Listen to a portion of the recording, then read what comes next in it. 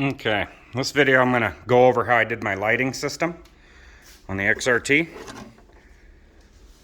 I have a Hobbywing Max 6 in here, so I cannot use the Traxxas lighting system. But what I did is I got their light bars and installed them. And what I had to do to start, I've got positive and negative coming out of the batteries, which is 30 volts. That comes into this, which is a step-down converter, or also known as a buck converter with a B. What it does is it takes, what was it? I think like 8 to 40 some volts, and then you can adjust it right here down to whatever volts you need. The Traxxas high output lighting system sends 16 volts to all their lights. So this wasn't waterproof, and what I did to it is I just coated it with just epoxy. There's a few of them you can get. I got them pulled up here on Amazon. This is the one I went with. I went with this one because it can handle 5 amps. And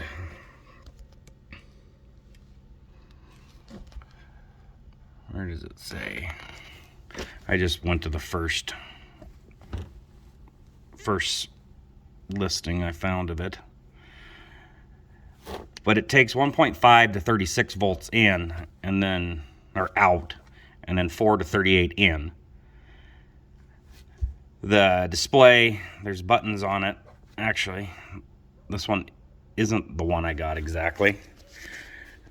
These two buttons, this turns the display on and off, and then this turns it from input voltage or output voltage, whatever you want to display. You can see how I coated that with epoxy. It should be 95% waterproof. I had to leave that adjustment screw exposed, and then of course where the wires go in and out, but I coated it on both sides. I don't plan on taking this thing in standing water, but if it don't last, it was only $7. I can try it again. My first thought is I found this little waterproof box, and I was going to put it in there, but the thing's just too big to mount in here. I'm kind of getting off track, but what I plan on doing is I got a piece of carbon fiber coming, and I'm going to make a plate that screws right here, and this thing will be mounted right there on the carbon fiber plate, and I'll tidy up the wires more. But that's how I'm getting to 16 volts. These light bars have 2 grounds and a positive. The positive is blue,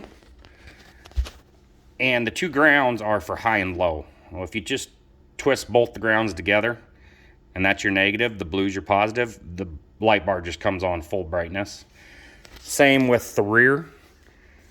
The rear actually has 2 wires. One is a reverse wire that I've just got zip tied up in there, some heat shrink. I'm not using the reverse wire. I just don't have that much. I could if I wanted, but it's a lot more wiring. But I've got the 2 grounds and the blue wired together, so the brake lights, you'll have running lights and brake lights. I just got them coming on full brightness by connecting the 2 grounds. So how I'm turning them on and off is I got this switch. See if that focuses. And what this does is you send power into it, and then power comes out, and then the other plug goes to a empty receiver plug, open port on your receiver.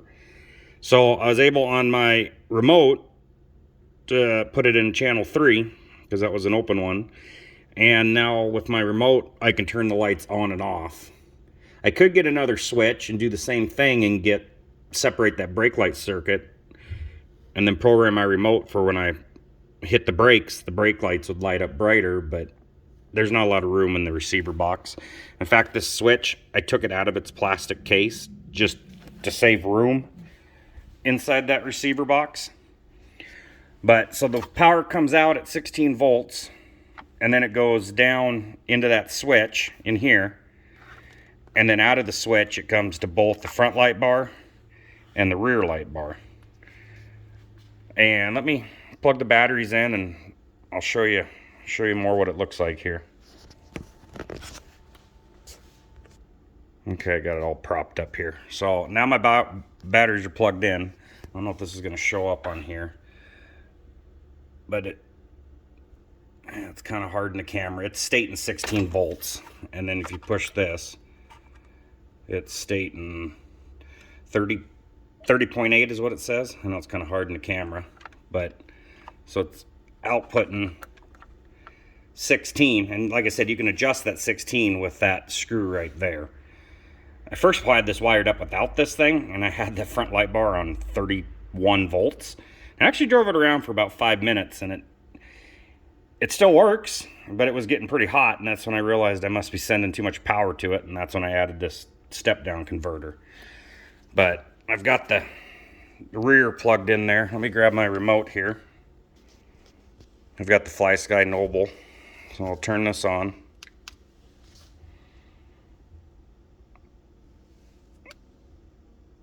Welcome to Noble.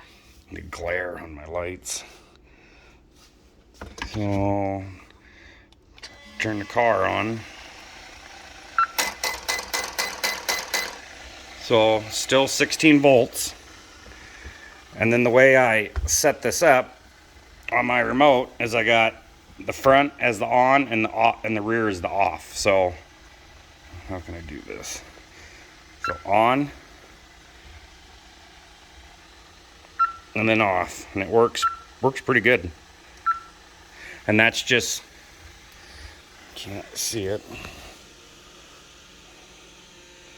Okay, so that's just off right now. Channel 3 is off. Hit the button, now it's on. And off.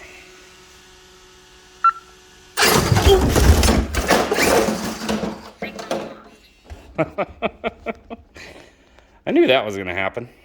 Hold on a minute. All right. After that little fiasco, still works. So once again, lights off, lights on. This is hard to do with one hand.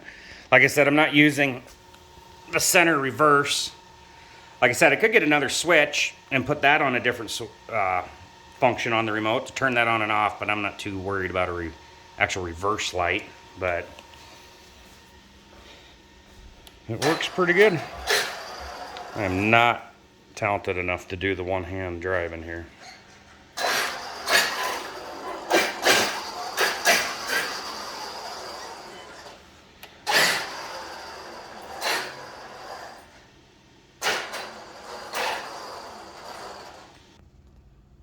So some of the other one of these step-down converters, like this one, will do 8 to 36 in, which would work, but it's only 12 volts out. It's 4 amps, which should be enough, but it's not adjustable. But it is in a waterproof box.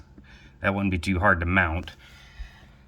This one is 9 to 36 in, and it's 13.8 volts out, which is better, but this one's only 1 amp. Now, I don't know how many amps these little light bars draw, but 1 amp just didn't seem like enough to me.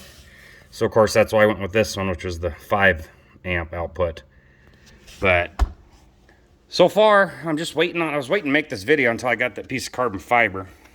I think that's gonna look pretty good mounted in there. Them little brass pieces are little legs, so I'll be able to actually screw it to the carbon fiber board. The other carbon fiber that's in here is from Basher Queen, the ESC mount and switch mount.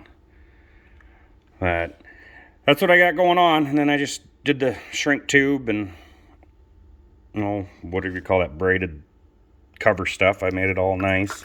Used a JST 2-pin plug to be able to connect the body power on and off.